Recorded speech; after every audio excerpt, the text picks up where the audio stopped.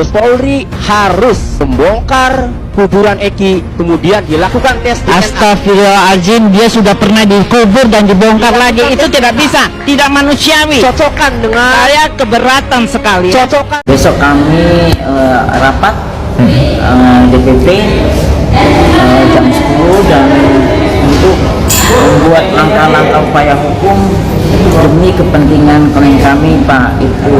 Yang penting bagi kami bahwa kami sudah melaksanakan peraturan Bapak Kapolri yang tentu harus memberikan somasi dulu sebelum kami melapor.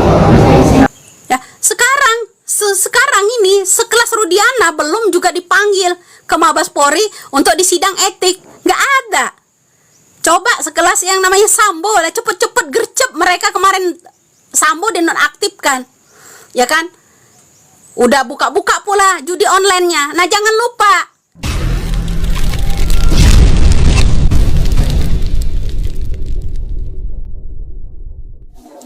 Sedikit kita ulas dan kita bahas tentang beberapa hal yang perlu kita bongkar di dalam kasus Pina ini.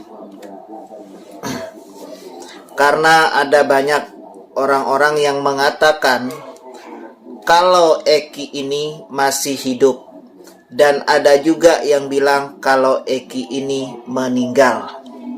Dan jalan satu-satunya untuk mengetahui semua itu, untuk mengetahui kebenarannya, maka jalan satu-satunya adalah pembongkaran kuburan.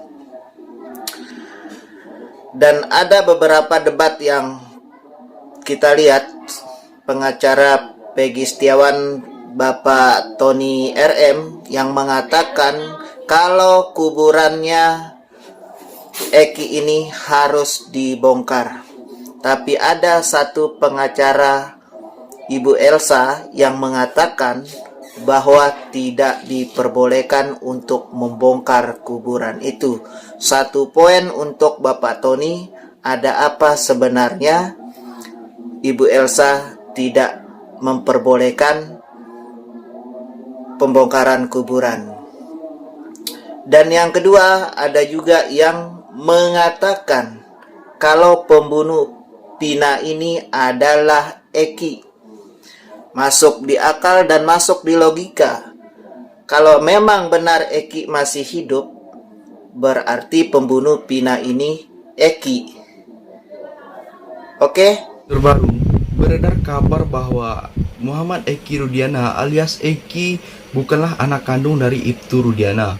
Pengacara kondang ini menyebut adanya pihak-pihak yang mempertanyakan status Eki ini. Bahkan ada yang meminta makamnya untuk dibongkar kembali sebagai pembuktian apakah jenazah tersebut merupakan Eki, anak dari Ibtu Rudiana. Kabar ini juga sampai ke telinga Ibtu Rudiana.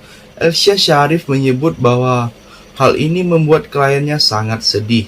Ada data lain yang mengatakan bahwa Eki bukan anak dari Ibtu Rudiana, kata Elsa Syarif.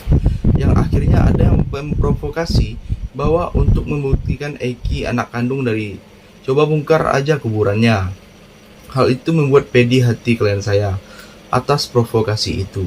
Jadi, bagaimana pendapat kalian tentang makam Eki yang harus segera dibongkar? Silahkan tulis komentar di bawah sebanyak-banyaknya. Saya ingat ada orang yang begini ya kemarin nangis di kuburan ya. Keluarga kami sudah mengikhlaskan. Keluarga kami sudah mengikhlaskan dan apa katanya? Setelah itu, keluarga kami sudah mengikhlaskan dan orang yang ditinggalkan harap sabar. Apa itu yang kemarin itu? Nah, saya itu ada kata-kata yang keceplosan ya kan? Ada kata-kata, salah satu kata, nanti saya ulangi itu rekamannya.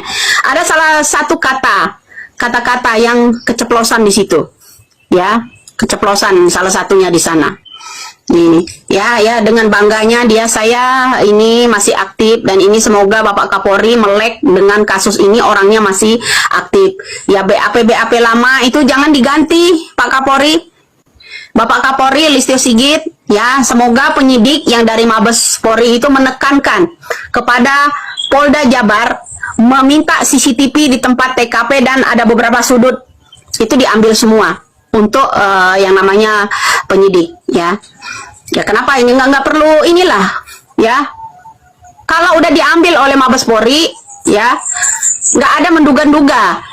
Kuncinya tekankan oleh yang namanya Bapak Kapolri, CCTV itu harus diambil. Itu kekuatan satu-satunya.